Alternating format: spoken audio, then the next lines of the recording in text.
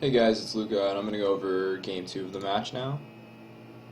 I'm playing Aetherworks Marvel, and I'm playing against Blue-White Panharmonicon. Really quick, I'll talk about sideboarding for this matchup. So, I side in Tireless Trackers, and I side in Ulamog. Ulamog is fantastic in this matchup. They don't have too many answers to your Marvel, so having access to Ulamog to hit with Marvel is huge because you can kill their Panharmonicons. And I also side it in Oblivion Sower, so that's one that I'm really just copying Jabberwocky's list. That I think comes into any grindier matchup. It helps you cast your Ulamogs and Emrakuls a little bit earlier. And also, as I found in this game, it works really well when you have Tireless Trackers in your deck. Another thing to think about is, do you want to side in natural states? I'm not so sure. I think it's going to depend on how many stasis snares you see in your opponent's list. I think if they have close to 4 stasis snares, that it's great because it hits Smuggler's Copter and stasis snare. Whereas if they don't have many stasis snares, like I noticed in game 1, I think there's only 1 in his deck. Only having like 5 targets, it's a little bit suspect. Especially since the match usually is like each deck doing its own thing, so you really don't want to you really just want to play to your own game plan and not worry about killing their Smuggler's Copters so much. Okay, so this is a keep, I think. Lands and spells. It's not great, it's pretty slow. But this matchup usually turns into a grind fest, so this comes up a decent amount. Do you want to play your Evolving Wilds right away? It is kind of like a tap land. Do you want to save it for Tireless Tracker? I think with a hand like this, I have like a 3, 4, 5 drop. So I just want to get my tap land out of the way. I'll give up that extra value.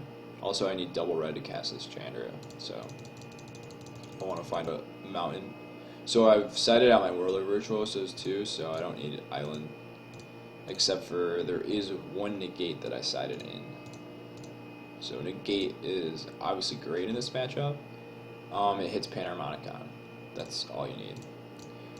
So I draw my second Emrakul. Not a good draw. And I pass. My opponent, again, has a pretty slow draw. There's no Smuggler's Copter. There's no, high power creatures in play. Looked like he was looking for a third land. Okay. So it's kind of an interesting decision here. Tireless Tracker is obviously fantastic if they don't have a Reflector Mage. Whereas if they do have a Reflector Mage, Servant might be better. So this is kind of close, actually. I actually think I should have played Servant here, because it's just so much better against Reflector Mage. Play Servant, and then I would play Tracker and play land so I get my clue. I would have liked that better. I do play Tracker here. It's a greedier play, and it gets punished. Plays Reflector Mage, bounces my Tracker, attacks me for 1. So now I have to choose, do I want to play Chandra or Servant? I think I want to play Servant. I want to just keep building my board. Chandra doesn't really accomplish too much here.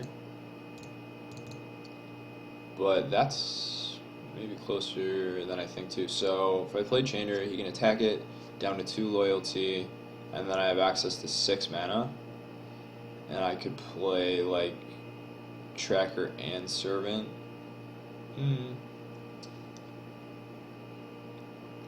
That actually might have been better too. So okay, maybe that was 2 pretty big mistakes in a row.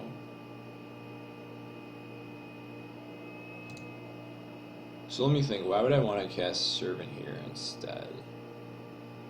Yeah, I think that's just an oversight, because the Chandra is getting me extra mana. The only real reason to play Servant, I think, here is actually, okay, so maybe I want to save my Chandra to kill something important. Or maybe I want to save it until I have a bunch of defenses to protect it. My opponent did miss a land drop. So I think in general I would have rather played Chandra, but it could go either way maybe. because this way I have a chance to really save it until it's very safe.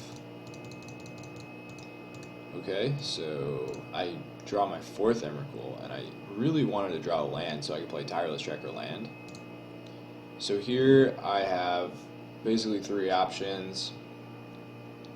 Playing Chandra and killing Reflector Mage isn't so great because they can just attack Suicide at Thraben Inspector and kill my Chandra. My Chandra is worth a lot more than just his Reflector Mage and Thraben Inspector. My other choices are to play Chandra and do something different. Like I could add 2 mana and play Tireless Tracker. That actually seems like a pretty good play. Then, even if he has an answer to my Tireless Tracker, my Chandra will still be alive. The other option is to play Ishkanah. I like that option too, and it's what I did in the game. It gives me a blocker to just stop all of his attackers. And then I can play my Chandra very safely. It uses my mana well too. So I'm not sure if I should have played Chandra and Tireless Tracker. I like playing Ishkanah. I'm very far away from Delirium, and I have 4 Emrakuls, so I already have like good things to do later on in the game when I do get Delirium. So I don't think this is getting much better than a 3/5.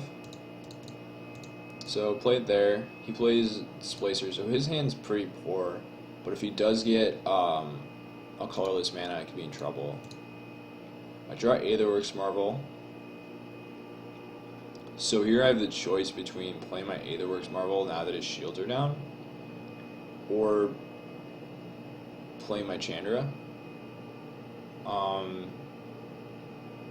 So playing it while his shields are down, I don't think the blue-white deck plays that many counter spells, and they do play Fragmentize, so it wouldn't be that great to play my Marvel before I can even activate it once.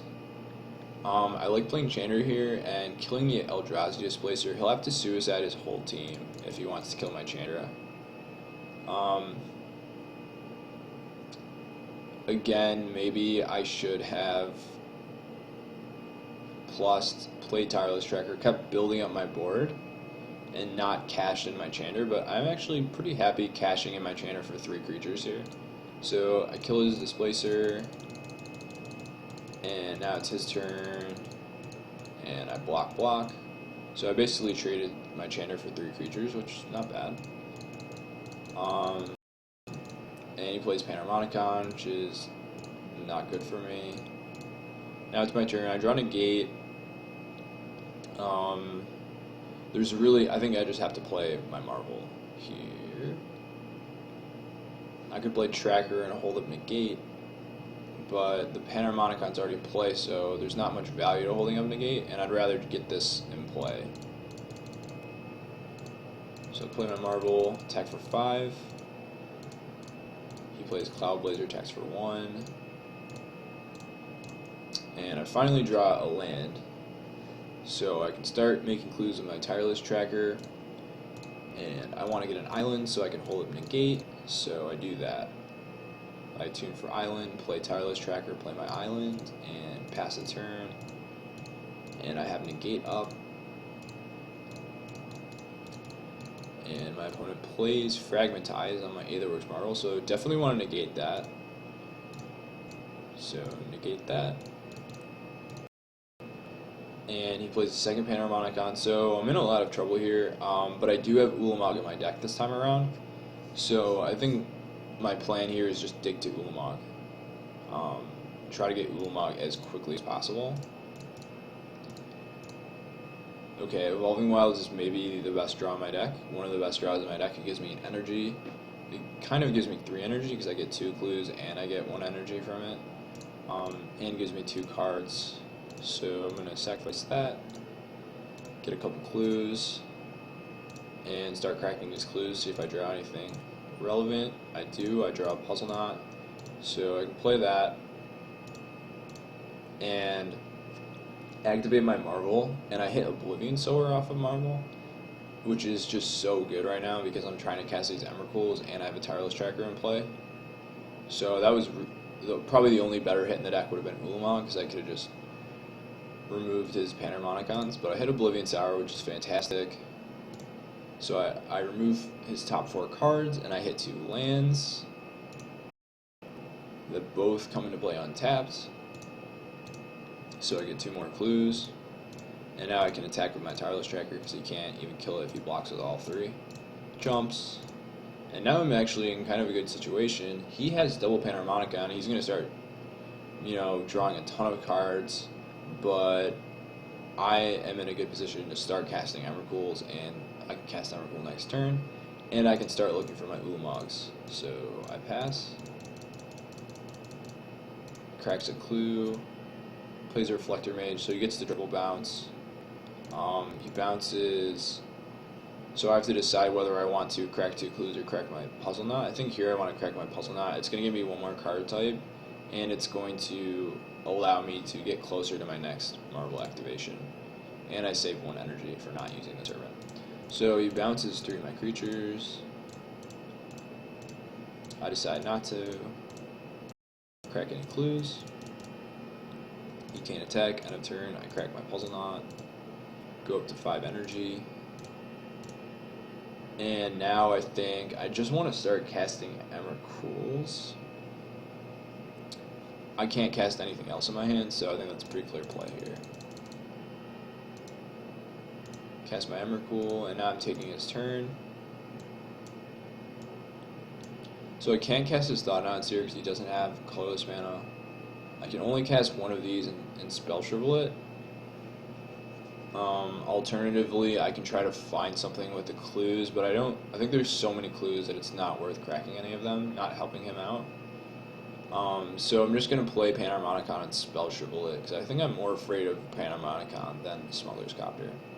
So that's my play here. I just play the Panharmonicon, spell shrivel it, suicide 2 guys, so I get to kill basically 4 of his cards with my Emrakul, which is pretty great. And I have a clock now that he has to deal with. So it's his turn.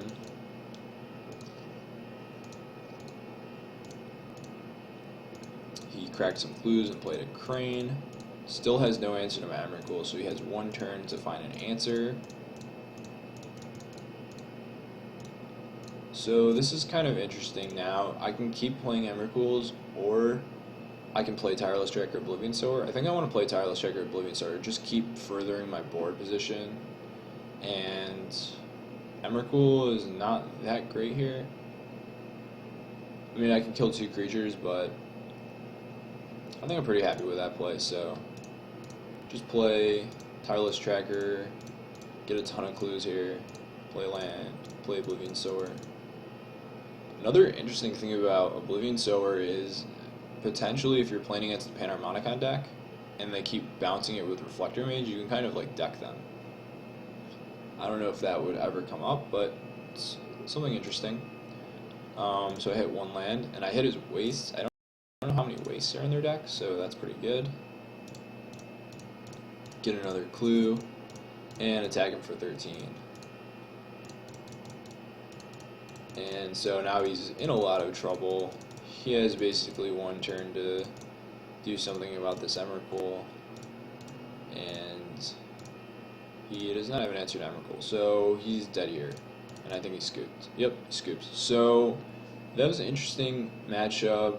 I think in general, when both decks are doing their thing, the Panharmonicon is probably a little bit stronger. So I would assume that when there's a game where there's a Panharmonicon in play and an Aetherworks Marble in play, the Panharmonicon deck usually wins. But I don't know. Emrakul seems to just be still amazing. Even if you can't kill too many of their creatures, you can do cool stuff like Ormondal them, counter their own stuff, discard important cards with Smuggler's Copter. It can still be really devastating to take your opponent's turn. Surprise, surprise. And yeah, I thought that was pretty close game. A lot of interesting decisions on both sides, and that's kind of how that matchup goes. I hope you enjoyed the video, and I'll see you on the next one.